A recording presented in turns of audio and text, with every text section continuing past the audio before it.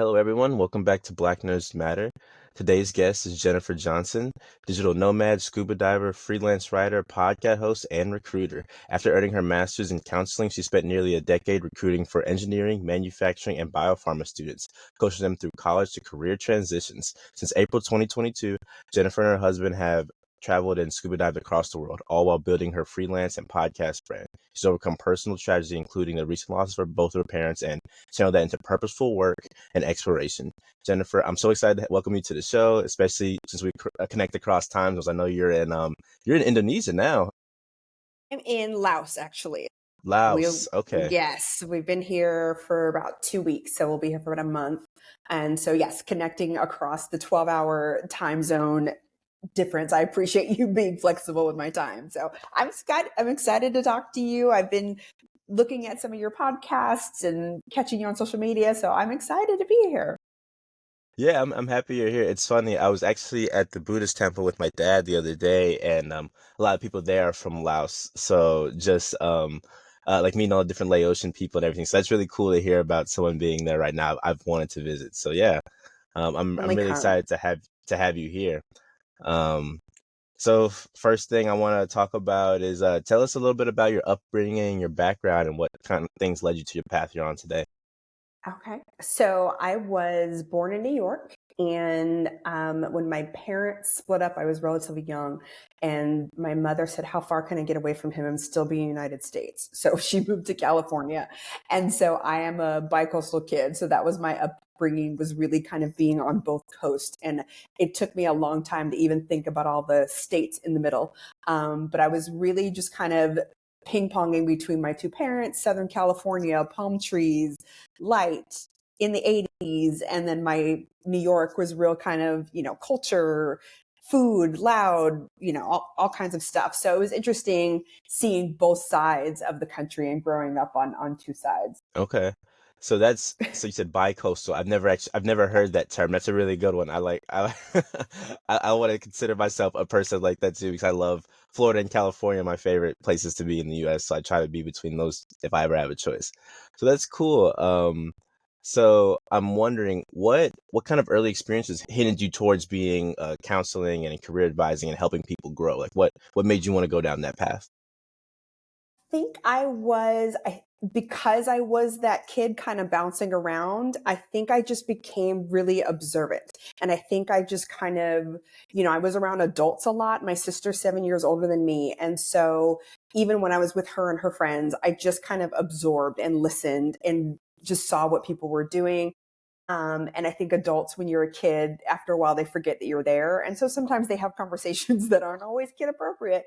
But once I was listening to them, I realized that a lot of people were having the same issues, whether it was with my dad in New York or my mom in California. Ev all the adults really just wanted to be seen, and they were having all of these challenges with their jobs and then with their families. And they talked about how they resolved it, and they were giving each other advice. And my dad was that guy that everybody went to. And so if somebody had a problem with work or with their girlfriend or whatever, he was that guy. And I think my mom was also similar. She was a psychiatric nurse. And so I think between the two of them, just being problem solvers, and my family, there's a lot of us either in education or in law enforcement. And I think those two industries lend themselves to kind of helping people. And so I think just my family in general and the careers that they chose, I was just like, oh, yeah, we help people. This is what we do. We exist to help people. And so although I didn't know what that looked like, which probably explains why I've bounced around so much in different industries, I knew that the common thread through everything I was doing was finding a way to be of service to help people, being somebody that could create space for people to feel included, acknowledged, appreciated, and empowered.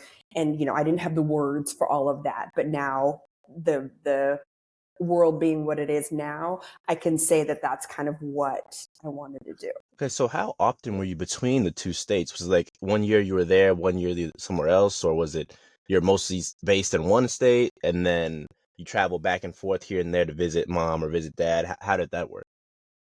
It was primarily with my mother in California, and then I was with my dad every summer. So I was there for 3 months every summer, and then every other Christmas I went back and forth, which I don't know if any courts in 2025 would agree to that setup, but in the 80s that made sense to everybody. So I was, and I understood that they were different. So in California, people wear sunglasses everywhere, and when you're done with them, you put them on your forehead. But then when I went to New York and I did that, they'd be like, "Why are you doing that? Like, why are you wearing your glasses like a white girl?" So I was like, "Okay."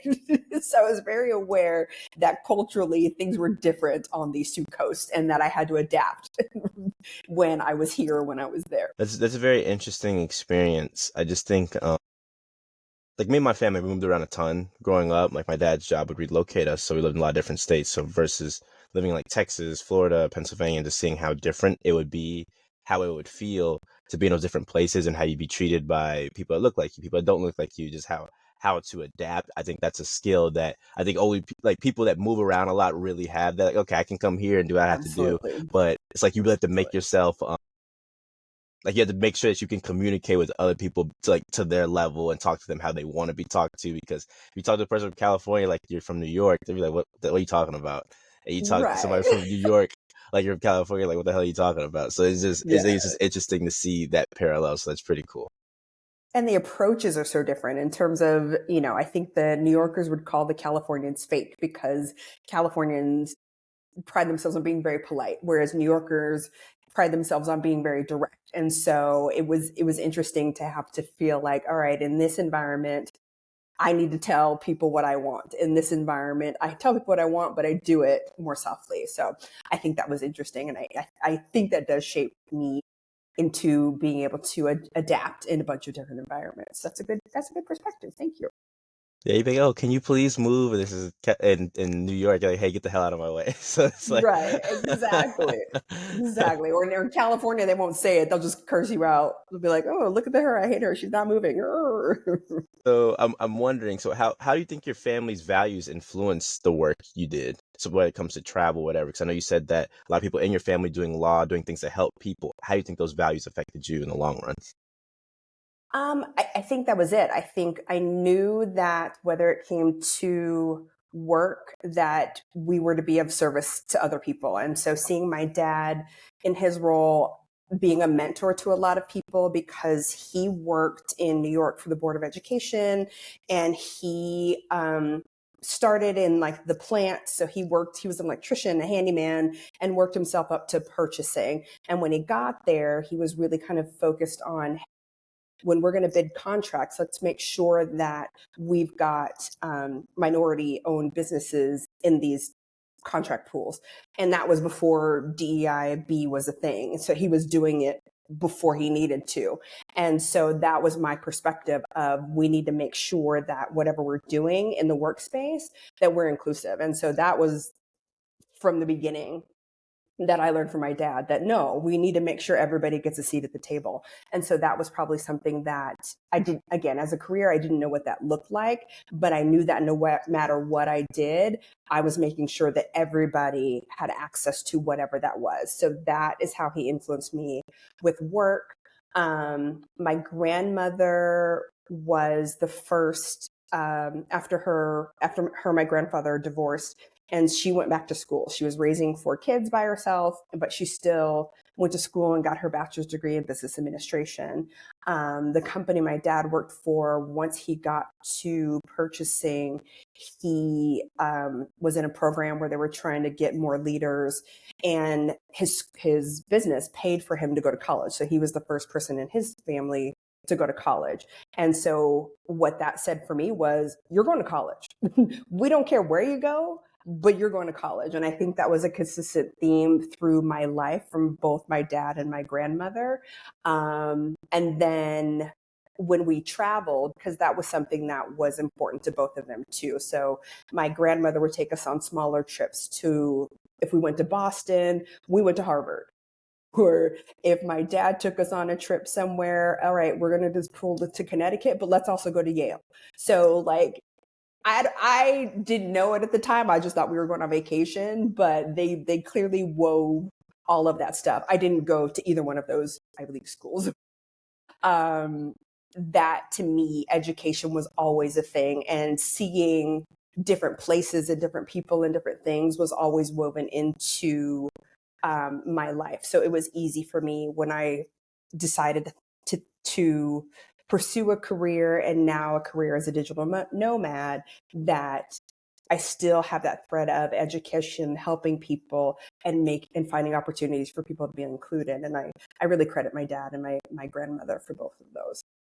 Also, a different world, because I grew up in that time when the Cosby Show and A Different World was a thing.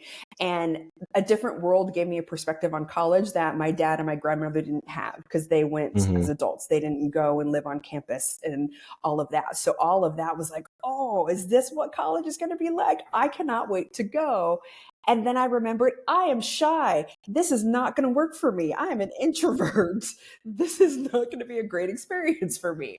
And so when it came to choosing college, I just didn't think I had, because of my experience with A Different World, I didn't think I had the personality to go to a big school, much less an HBCU. So I did go to a smaller school that some of my friends were going to, that was a better fit for my personality. Okay, you mentioned a bit about college right there. It was funny. I was about to just ask you this question about it, but what was your college experience like for you? It was great until it wasn't. So I had a very insular experience my first year. I was going to school with maybe three people that I knew from high school, and one of them was my boyfriend. And you get all wrapped up in each other, and as relationships do, we broke up. And so, and then one of my friends was going back home, so I kind of felt alone, and I was going to drop out. And my dad was like, "Well, just give it one more semester. Give it one more semester." And see what that looks like for you. Because at the time, my father's a huge New York Jets fan. And so I said, I'm going to be a physical therapist for the New York Jets, because my dad would love that. And then I remembered, I am terrible at math and science, and I nearly flunked out my first semester. So he was like, give it one more semester. So I changed my major to psychology, because there was very little math and science involved in that. And it again fed my desire to give back and help and understand people. And so I gave it one more semester. And actually, in that semester, I got connected a lot to the university. So I joined a sorority that was forming on my campus. I became a summer orientation leader. And through that, I developed more connections through the university, but also learning some leadership skills for myself. And I, I had a really good mentor in my Greek advisor. And I don't know, one day it hit me where I was like, oh, wait, this is your job. You get paid to do this. Like, you're not volunteering to hang out with us college students. Like, this is your job. And he's all, yeah, this is my job. So we talked about what college student services meant. And that's how I ended up on that track, because I wanted to give back to students like me who were about to drop out, but recognizing that there's so much richness at the universities, and there's possibilities at the university. And being at the university is more than just your class. It's about being in a place where you can try on different hats and try on different personalities and try on different majors. And this is the time that you can risk things so you can become a holistic person. And so I wanted to be a part of that for college students, and letting them develop holistically, academically, and co-curricularly. And so that was really how I started my career in higher education. Okay, so what kind of advice would you give for someone who's struggling to decide a major or where they want to go? Because I know a lot of people listening to this are either fresh out of school or maybe going into school, whatever the case may be. And I just think that a lot of people, like people I know for sure who went into like my field into marine science, they were like, oh my God, this is so much harder than I thought. I thought I was just gonna be swimming with dolphins. I don't want to do the X, Y, and Z. This is really hard. And then they either Right. like, I know a lot of people who just didn't even just left school altogether, didn't try anything else, but Right. other people who hadn't. So I want to know what you have for people so they can like navigate that part. So that's a really hard thing to do. You get somewhere, think you're gonna do something, and then you end up not liking it or being terrible at it. Like that can really suck. Yeah. I was really sad that I was not good at physics, calculus, or biology or chemistry, which is a crazy workload for anybody to have their freshman year. Um, but I think the advice I would give is to kind of balance your interest with what you think that you're good at. So I am good at people, so the psychology part fit me. I wish now I probably would have balanced it with business, because I would like to know that part of life. And so I think about balancing. I'm good with people and organization. So I think if I had balanced maybe some business courses, that maybe I could have gotten into organizational development, or maybe I would have gotten into human resources earlier. So I think if you can find that time, because that's the nice thing about your college degree, is there's such a small portion of it that's your actual major. So much of the rest of it is your general studies. And so use that general studies to explore, what am I good at? Am I good at talking to people? What are some majors that fit that part of me?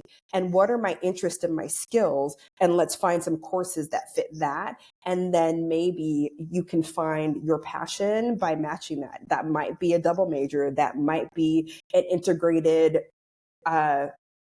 studies program where you get to design your curriculum yourself. But again, college is that great time, which I know the parents out there are going to yell at me and say that, because they're might be footing the bill. But that's really the best time to really test all that stuff, because the stakes are relatively low. You've got 4 years to just kind of, what is it that I want to do? And all of the potential is there. Do you want to be in speech and debate? Do you want to be in travel? And that's my one regret from college, is that I didn't study abroad, because had Hmm. I had that experience with travel earlier, I may not have had to wait until I was 40 to get out there and see the world. So, and that's the things that students, I really hope that they get to see in higher education is, yes, class is important. Your grades are important. If you're a work study student and you need to pay for all of this, all of that is important. But the wealth of a college is that they have so many opportunities for you. There's the clubs and organizations. There's the majors, the minors, there's the activities. There's so many ways for you to find your niche, your space, your competency, your confidence. All of that is there for you if you have the, you know, gumption and energy to pursue it. Because sometimes it comes to your freshman year, when you go to orientation and they're throwing everything at you and it's overwhelming and nobody listens at orientation.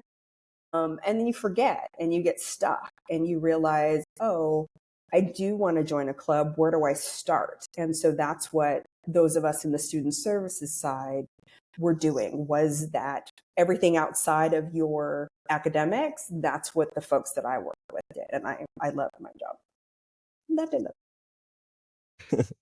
It's just cool to see just your experience from that and everything. One thing that was different about the school I went to actually is we got into our major our first year, so I think that's part of the reason why people left, because they were like, "Oh, well, this is definitely not what I want," because we're actually doing the work for this. So yeah, I forget that other schools you kind of start the gen ed and do that. So thanks for Right. refreshing my perspective on that. But something that you And touched it's on. different. And it's different with your major. Like I was pre-physical therapy, and our curriculum was really set. It was rigorous. It was, you take this Mhm. your freshman year, you take this your sophomore year. And so there was no flexibility really in that program, which me flunking out almost was this is not for me. This doesn't fit my personality. I need something that has some, where I can do several things. And so that spoke to me, and that was a hint right away. Okay. You mentioned a bit about something you regretted was not traveling as much and not sparking and like decide to do this later on. So what Yes. sparked you to start traveling like you are now? And yeah, just tell me what sparked that.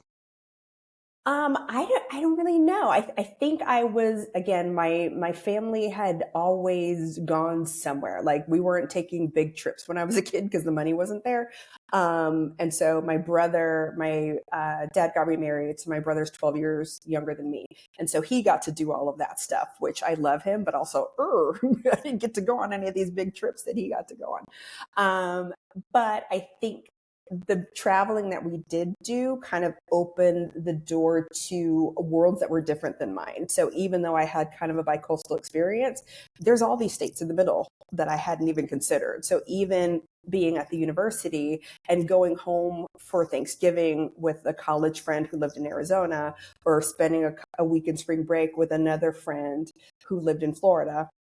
Like, you learn about, oh, things are completely different in this country. And I think I took my first international trip, gosh, probably with my current husband. We went we went on cruises on Carnival, but that doesn't count because you get off the boat for an hour and you don't see anything of substance. So when I took a real deep dive trip I think I was 42, and we went to Indonesia for 3 weeks. And to see, well, the flight alone was a whole nother experience, but to get to this country and just to see, number one, that not every country is like the United States, that not that they're homogenous, but when you first step off the plane, it's like, oh, everybody kind of looks the same. So getting used to that piece, but then having the interactions with people. And I guess President Obama, when he was a kid, lived in Indonesia briefly, and they have not forgotten that. So everywhere I went, people were like, Obama, Obama, which was the cutest thing in the world. Just because they loved him so much. And I think that's what they saw in me. Sometimes when we travel internationally, we're not sure how we're going to be received. And to be greeted so warmly and positively, and that people were excited to see me, I was like, I can do this.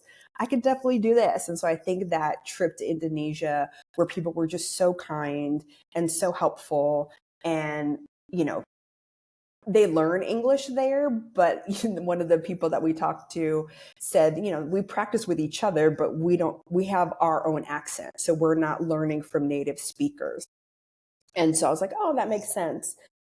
And that was one of the things I did during the pandemic, is I got my certification to teach English as a foreign language, because during the pandemic is when my parents' health was not doing well. And because New York had some really weird guidelines, I couldn't see my dad, and then my mom wasn't doing well. And so I was kind of rethinking about my life, because my career, I couldn't just take off and leave. If I needed to take care of my dad in New York, or I needed to do something, my mother was with me in Texas, I couldn't just leave in the middle of the day. And so I was looking for remote work, which I was able to find, that allowed me that flexibility to care for my parents. But then traveling when I had time gave me that perspective of, okay, life is not about work. The product of work is money, and we need money. But are there other ways to get that don't look like a traditional work environment? And so I think that's when all of that bug kind of got planted for me. And I was like, yeah, we could travel, we could teach internationally, we could be of service to where we are and see the world at the same time. So that's kind of what planted that bug of travel for me. And sadly, both my parents passed within a year of each other. And I think at that point I was like, well, respectfully and thankfully to both of them, that I had that freedom now, that I wasn't tied to being in the States. My siblings are fine. My brother's married. He has a child. Like, everybody is fine. I don't need to be here. And so I had that freedom of, well, let's explore the world. Let's see what's out there. Let's see how I can be of service. Let's see how I can use the skills that I developed in the different careers I had abroad. And so that's when we started traveling internationally. So I'm seeing that you've kind of used this experience as a way to pivot into something different. So explain to me how you how you took that experience of, losing your parents and turn that into something new, because I'm sure for many people it's very hard to find that inner strength and decide what they're going to do and what goes through you emotionally, mentally, physically. I just want to know from your perspective, because I mean that's something that can't be easy. Right, right. I think that my parents, at the end of the day, wanted me to be successful, wanted me and my siblings to be successful. They wanted us to be secure. They wanted us to have the things that they didn't have. So that was we want you to have a government job because we know that check is consistent, and we know that pension is good. We want you to have a home because redlining is a thing and home ownership is something they can't take away from you. We want you to get educated because your education is something that can never be taken away from you. And so being able to recognize that some of those core things I learned from my parents, and I got that education. Nobody can take my master's degree away from me. No matter what I do from work, I earned that. The home, I don't have kids, so I didn't really feel compelled to be locked down in a home. And for me now, home is wherever my stuff and my husband are. And then secondarily, my home is where my friends and my family are. But I don't need a structure that I pay thousands of dollars to every month to feel like I have a home. But I think what travel and this new career has brought me is really kind of fearlessness. I think you have to be fearless to do the kind of things that people see as abnormal.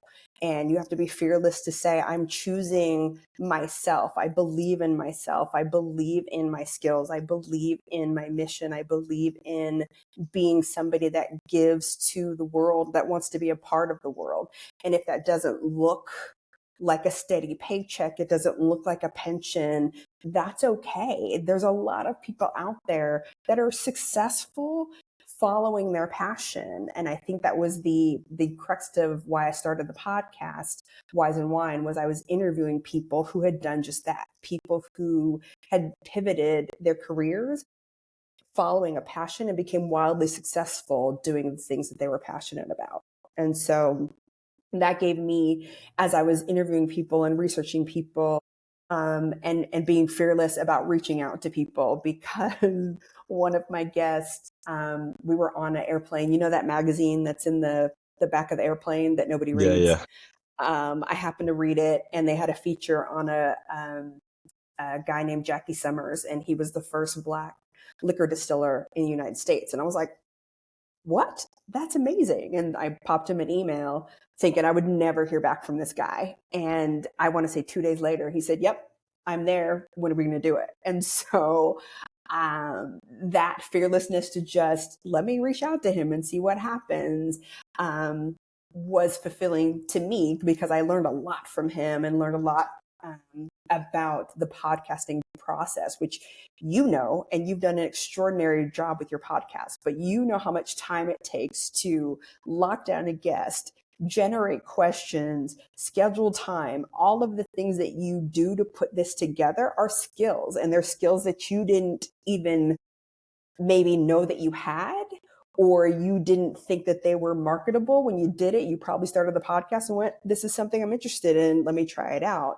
But through the course of this, you've developed some really solid skills, whether you choose to integrate that into your current career or whether you pivot that into something in the future. That's amazing. That's fearless. And that's kind of what the new career to me should look like, is pursuing passions with purpose. And I love that you're doing it, and I'm excited that I get to do it too. Thank you. I really appreciate it. For me, some of the biggest takeaways from what you said is just doing things that you want to do because you want to, not because you feel obligated to do them. And that's kind of something that I've been trying to live my life through, because there's so many, like, I could be, oh, well, let's go fully down the podcast route and do communication. I'm like, I don't really want to do all that. Just full time be a scientist and just do research papers and then sit. And I'm like, I don't really want to do that. Like, I kind of want to mix the things I do, because I feel like, to me as a person, it's something I talk about with my family and my friends, is that to have multiple things in your life, you can't have one thing define you. Because I feel like if you identify too much with one thing, whether that's being, or you always associate what you do with being a man, or with yourself with being Black, or you just associate yourself so much with one thing, you become that one thing. And then it's, if anything ever threatens your idealization of yourself with that, it can cause you to become very radical or crazy. Like scientists, for instance, if someone is a scientist that's all they define themselves as. You tell them their paper isn't good, you're gonna get cursed out. You're gonna be told all these things. They're gonna treat you all these kind of ways, but that's because that's all their self worth is tied to. And I'm glad that you're able to tie your self worth to other things, including podcasting, being a digital nomad, and then diving, all that kind of thing. So I think that's really awesome, and it's important to have multiple layers of yourself because layers can get pulled at any moment. You want to have something to rely on. Exactly. And I think especially now with everything happening with changes in the government, like I think people that thought they had this solid government job, hopefully they had something to pivot to. And I think that's also as students today, to bring it full circle, to your question about advice for students, and that would be it. It's like, be that multi-hyphenate. You don't have to be just a business major. You can be a business major who also, I don't know, DJs on the side, or you can be a social worker who also has a podcast. You don't have to be one thing, and diversifying that makes it fulfilling, especially if something gets taken away, you've got something else to fall back on. Absolutely. It's just important to be multifaceted. And speaking of multifaceted, I want to know what makes you a nerd. We're on Black Nerds Matter. And I want to know all my guests. I want to know why are you a nerd and why I have you on my show. I think the biggest example of me being a nerd is that I Googled nerd before I went on the podcast. So I Googled it to figure out what a nerd was. And so what Google told me is that a nerd is a person who is extremely enthusiastic about a particular subject, especially one of specialist or niche interest. And so what makes me a nerd at this part of my life is really kind of focusing on inclusion in the sea, inclusion in the water, inclusion in scuba diving, inclusion in all of that, because as a scuba diver, as a Black female plus size scuba diver, there's very few of me out in the world. Going to Black and Marine Science and going to that conference in December in La Jolla and going on a scuba diving trip, that was the first and only time I've been diving since 2017, that I was not the only person on a boat. I take that back. I had one time in Ecuador where there was another digital nomad who was on a boat. But other than that dive was the very first time I'd seen anybody that looked like me on a boat. And when I tell you that when I jumped into the wetsuit and saw just faces and faces of people that look like me, that like to do what I like to do, and it's not just what white people do, I was thrilled. And so that's my new era of nerdiness, is I want people to I want more people that look like us to swim. I want more people that look like us to scuba dive. I want more people that look like us to be in these spaces. All of you marine scientists, I salute you. My math and science just isn't there, and I would love to, but that's just not my skill. So my skill is, hey, how do we talk about inclusion and empower people to do this thing? And I'm a nerd about being inclusive in swimming and scuba diving right now. So you mentioned digital nomad. That sounds nerdy. Tell me what that means to you tell me what that means to you. Really, that just means I get to work remotely. And so again, the pandemic was something that introduced all of us to that. And I'm meeting people now who've like, no, I've been working remotely for years. Where have you guys been?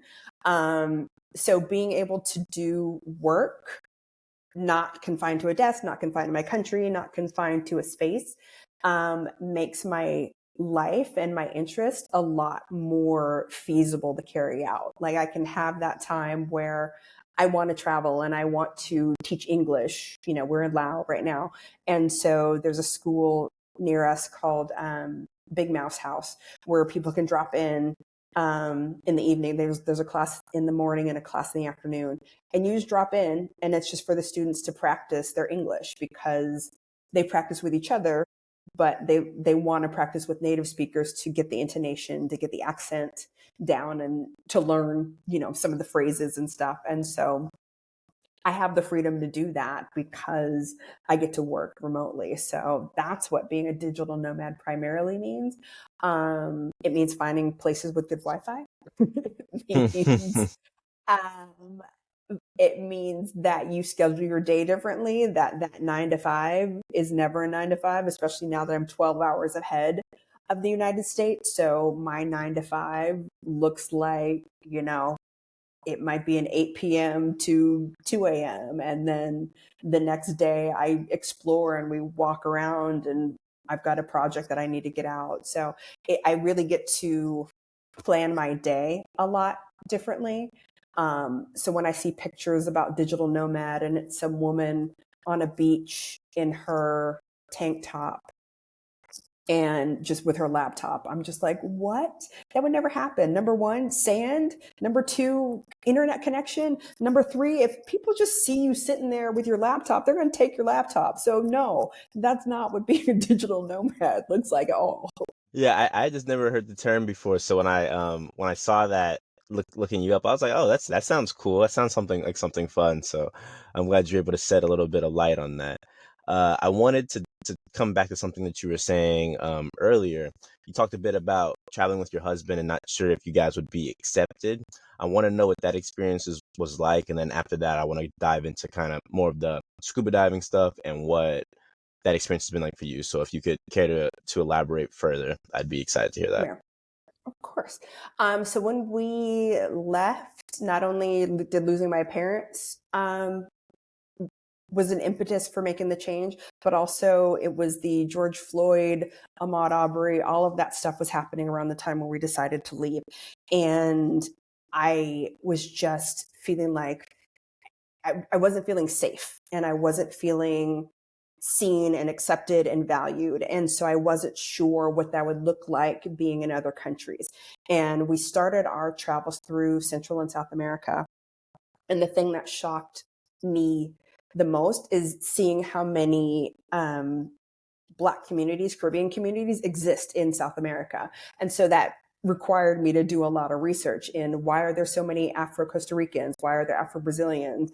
Why are there, people that look like me in all of these countries?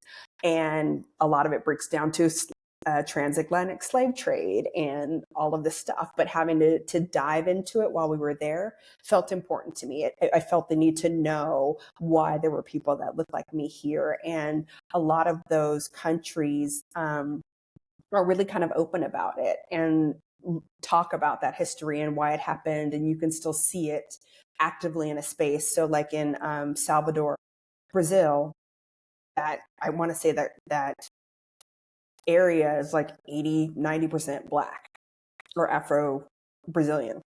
And so that was like, what? It was like coming home and you walk around the streets and there's all this drumming going on and it just feels like home. When we were in Costa Rica, I was on a tour and I found this tour guide. She's Afro-Costa Rican and she started her own tour company. And she is the only, in the area of Costa Rica that she lives, she's the only certified rafting guide in her area. Wow. And so I make sure to, whenever anybody's coming to Costa Rica, I'm like, here, book your trip with her, book your trip with her.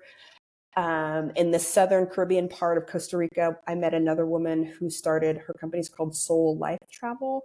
And so part of she creates travel experiences, but the history of the Afro-Costa Rican, the Afro-Caribbeans is built into her tours. And so for me, traveling meant learning about all of this stuff and being a part of these communities. And so I haven't been in a space so far, knock on wood, where I felt Black was a negative. If anything that comes negative, it's because I'm American. I get clocked as an American first. Yeah. And, people around the world have opinions about Americans. So sometimes I get clocked as an American first. And, they talk about the big portions of our food and why our food portions are so huge. But at the same time, the American culture, the Black American culture too, is so ingrained, not only through Central and South America, but even here in Southeast Asia, where you see the LeBron James jerseys, the Michael Jordan jerseys, the kids are listening to R&B music. And I'm like, you can't speak English, but you know all the words to this song. Okay. So, so I feel so far every place that we've went appreciated. And that's a very, very interesting experience that I hope everybody that feels not valued has. If you have to leave the country to do it, there's places to go where we are valued, our culture is valued, and people are excited to see us as long as we're not crazy Americans. I didn't realize how loud we are until I started traveling and seeing other Americans. I'm like, oh gosh, we are loud. Okay. So, So yeah. that's cool that you mentioned feeling appreciated. I remember I was in Bali a couple summers ago, and there were kids playing soccer. They like invited me to play soccer, and that was really cool. And they were speaking English, and just like they just really wanted to talk to me. It was just cool to hear what they say. I was like, man, his English sounds really good. And then a girl I was traveling with, she was from the area. She was saying like, yeah, a lot of them like hear English from YouTube or Instagram stuff or TV, whatever the case may be, and they pick up the words from there. I'm like, oh, that's Yeah. cool. I'm like, I Yeah. guess they're watching like Sweet Life or Hannah Montana or something, and they're picking up a California accent from our TV and from streamers, all these kind of different things. So that was really cool. But then even at a food spot, the people in there were like, "Oh, we'll take a pictures with you, take pictures with the American and all that stuff." So they took pictures with me. I'm like, "Oh, I think there's a picture of me in some random noodle shop in Bali." I Yes. was like, "Oh, that's awesome. That was really cool." I was telling my parents about that. I was like, I felt very, I didn't feel safe. I felt very safe. I didn't feel like a tourist or like a random person. Like they just seemed very excited to have me there. And then when I bought stuff at their store, it's like, oh, thank you so much. And the lady I was traveling with was telling me, oh yeah, like the money that you gave them is probably like a week's worth of whatever. I was like, really? Like that's like nothing in America. I'm about to buy everything here. This stuff is good quality and I can actually afford it. I'm gonna buy a house here. I was we were in Thailand, and their version of Uber is called Grab. So our Grab driver, she gets in the car and sees us. And again, we didn't say anything to us, but people clock us as Americans. And she immediately turns her station to country. And we're all, that's random. She's like, I love country music. And we're like, okay. So we're driving around with this Thai woman just jamming out to Dolly Parton. And it was just the cutest thing. And but you mentioned about the money being so different when we were diving in Indonesia. What I was taught as a scuba diver was wherever you go, you tip $5 a tank. And that's kind of how we were trained. And so we get to Indonesia and we were diving for several days in a row. So I'm just $5, $5, $5, $5. And one of the instructors or the owners of one of the companies was like, can you do that?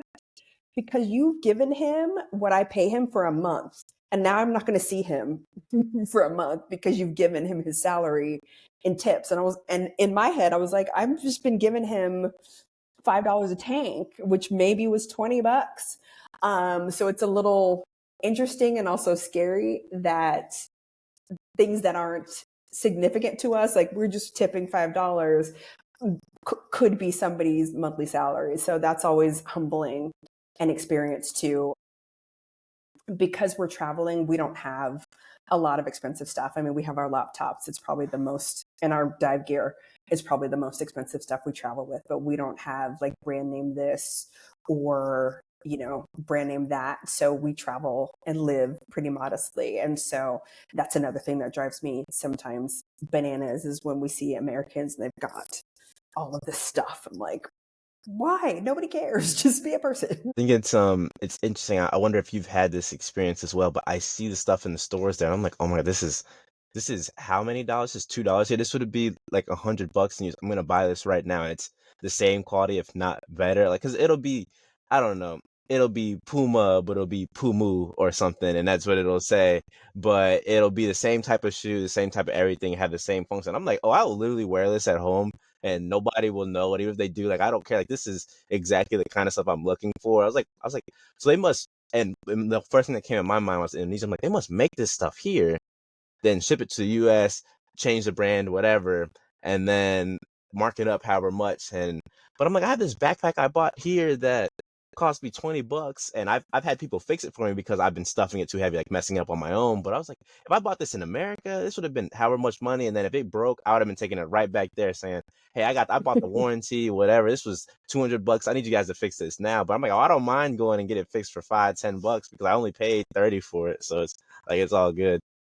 Yeah, I've probably gone through maybe 30 pairs of Ray-Ban aviators in Yeah. the time that we've traveled. So yeah, I want to hear more about your dive experience because you're saying that you don't see many people that look like you and they don't have things for like plus size women, different things.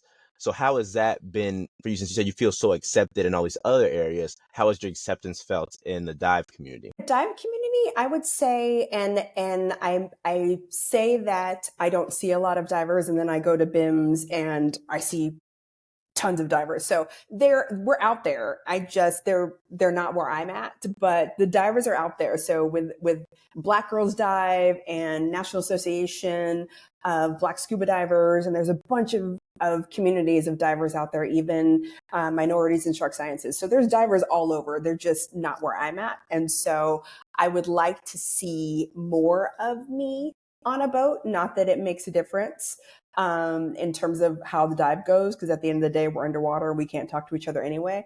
But it just feels like I haven't had any problems on a boat. Nobody said anything wild to me. Divers are really kind of selfish that way in terms of, I just want to dive and I want to see cool stuff. And if you want to see cool stuff too, yay. So it's not from a place of, I've had negative experiences as a Black person. I just want to see more people that look like me because it's fun, and I want more people to enjoy the wonder of diving and the calmness of diving, excuse me, and how amazing a world it is under our world. But in terms of being plus size and in the community, that's more, I don't know if that's misogyny or just laziness. Whenever I go to a dive shop and we're going to dive and I've got to rent equipment, the first thing they do is like, oh, you've got a large chest, you're going to need a men's large suit. But they don't fit because I'm not a 6'2" guy. And so I got to roll up the sleeves, I've got to roll up the legs. And then with the BCDs, and I know you know, but for anybody that's not a diver, the BCD is the buoyancy control device. It's the vest that you wear that holds the tank and the air and all of that stuff. And so most dive shops will just carry a men's version of the BCD. And women have very different proportions than men, especially a plus size woman. I need something that's going to go across my chest. And for organizations that just carry the standard men's, what that means is a larger one. Well, a larger BCD is going to ride lower on my hip. And that means my entire dive, when I'm kicking, my leg is rubbing across the BCD, which is annoying. And so when I bring this up to dive companies, like, no, do you carry a woman's size? I'm like, no, but the men's just the same. No, it's not the same. And there's organizations out there that are learning. Like, I actually ended up buying my own equipment. I have a Scuba Pro Bella, mainly because it's pink, but also because it fits a woman's proportion. And so it's shorter on the torso, so I don't have the rub, but it also has the extra space in the chest area so I can clip my chest properly. So why dive shops don't carry women's BCDs, I recognize it's a cost, but especially for somebody who's taking a dive course and they're going to be with you for several days, like, wouldn't you want them to be as comfortable as they possibly could be? And somebody could fall in love with diving because they were comfortable the entire time. Yeah. I know all of this breaks down to money, but it's still annoying that with the growth of diving, and I would say at least 50% of the people on dives I go on are women. So we're out there, we're spending money. And if you gave us stuff that fit us properly, that makes our lives so much better. And so yeah, I would like to see more inclusion. And there's groups that are out there. There's a plus size group. Some of the dive communities are carrying larger sizes in wetsuits. But for us, it's not it's not a standard thing. We've got to buy our own equipment. And when you go to a dive shop and they're selling stuff, like if I want to, oh, hey, I had a great dive here in the Galapagos. Let me get a bathing suit that says the Galapagos, because when am I ever going to come back here? The Galapagos actually did have plus size suits. So thumbs up to the Galapagos for carrying that stuff. But yeah, we, as travelers, as divers, we want to spend money too, and we want to remember our adventures. And if you have stuff that fits us, we're going to be a part of that. So I do wish the community for a size was more inclusive.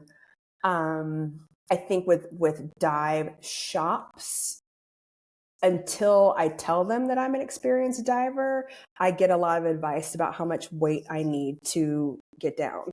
And I'm like, no, I know what I need. I need this much weight. And they'll be like, no, you're a bigger girl. You need this. I'm like, no, I know what I need. And so to have to argue with some of the instructors when they think, no, you're bigger. You need this. I'm like, I've had over 140 dives. I know what I need. I need this. Mm-hmm. Knock it off. So occasionally it happens, I think, coming at them with knowledge about dives. I have a tattoo that says 100 in Spanish. So once they see that, they kind of let up a little bit. But I think just kind of being an inclusive place from the start would be nice to see in some of the dive shops. Okay. Yeah, that makes sense. I never thought about it from that perspective. I mean, I'm a man, so I never think about some of this kind of stuff. So I'm glad you brought that to my attention. So I'm wondering, what are some of like the best experiences, like the most transformative experiences you've had traveling with your husband, doing diving, all these things. I want to know what's been some of your favorite moments. So I have two that immediately come to mind. So with scuba diving, absolutely the Galapagos, because the marine life there is bananas. And the marine life is kind of everywhere. Whereas sometimes, like in Costa Rica, you've got to go to this island to see this, or in Brazil, you've got to go to this island to see this. Whereas in the Galapagos, everything is everywhere all at once. And so on our first dive, we saw a school of hammerheads. And I love when people are like, "Aren't you afraid of sharks?" I'm like, "Have you seen a hammerhead? They're the dorkiest thing ever. They're not worried about people." No, I'm not afraid of hammerhead sharks at all. Um, so we saw a school of hammerheads. There was a time when we were diving. We were there for 10 days. And so we dove like every other day. And so I think it was our second dive day. We were in the water and we saw mola mola. I'd never seen one of those before. I didn't know what it was, but the instructor freaked out. So I was like, this is a thing. Let me take a picture of it. And then when we got on the surface interval, he was like, oh my gosh, it's a mola mola. And I'm like, okay, they're ugly. And the second dive that day, we were underwater and it was a pretty clear day. And then all of a sudden it got dark. And I was like, oh, is there a boat above us? And we look up and it was a giant stingray, like the size, they look like a house floating in the Wow. water. And they're playing in our bubbles. So they're kind of doing loop-de-loops around us and they're just kind of playing with us, but they're just so massive. And I did the thing that you're not supposed to do as a diver. I'm chasing after it with my GoPro and I'm getting my video of it. And I turn around and nobody's around me. And I'm like, oh, I need to swim back into my group. But yeah, so we saw a bait ball. I've never seen a bait ball in my life. So to see this giant bait ball and then the sea lion was going in and out of it. There was a shark on the other side. So just to see the marine life all over was beautiful. I would say my transformative experience there was my husband was diving through a cave and I don't really enjoy cave diving at all. And so he's a instructor, so he's certified to dive deeper than I am. So I just kind of hung out on the line while him and the guide went through this cave. So I'm just hanging on the line, looking around, and this sea lion was just swimming around me, like, "Hey, I'll keep you company." And he just swam around me until they came back, and I was like, "Oh, okay, little buddy, it'll be you and I just hanging out." So I love marine life. I love everything about the ocean, and that Galapagos, if you can afford it, because it was real expensive, is the most amazing dive. So that's my underwater. My out of the water experience, we did the 4-day hike to Machu Picchu.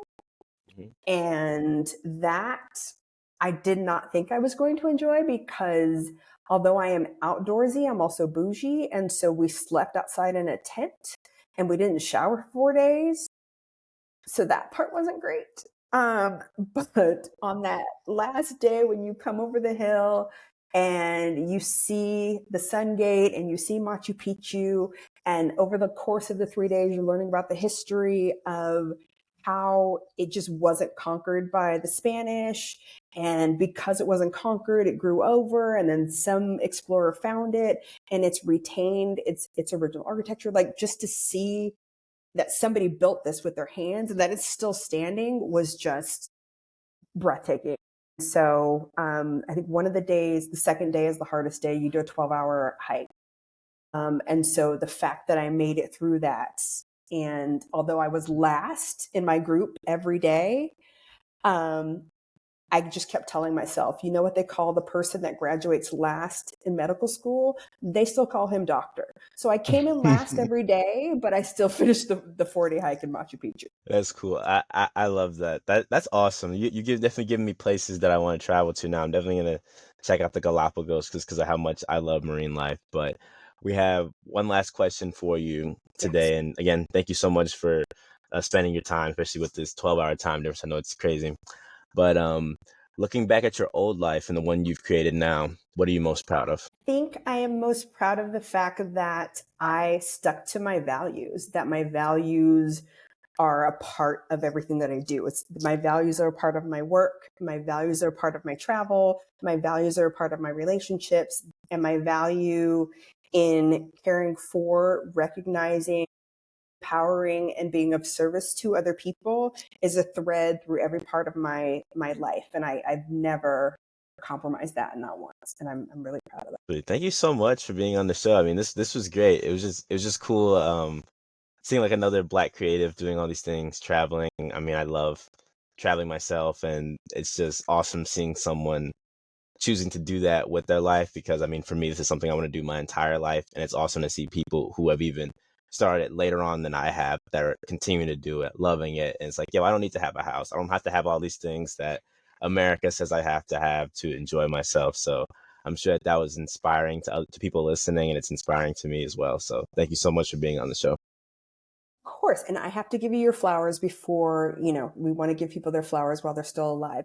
And I am impressed by everything that you do. Like the fact that I think a lot of people who want to start a podcast would be like, oh, wait, I need a studio and I need this and I need this. And you're like, I'm going to record in my closet and I'm just going Yeah, to make yeah. it You work. see all my I know. clothes back here. Yeah.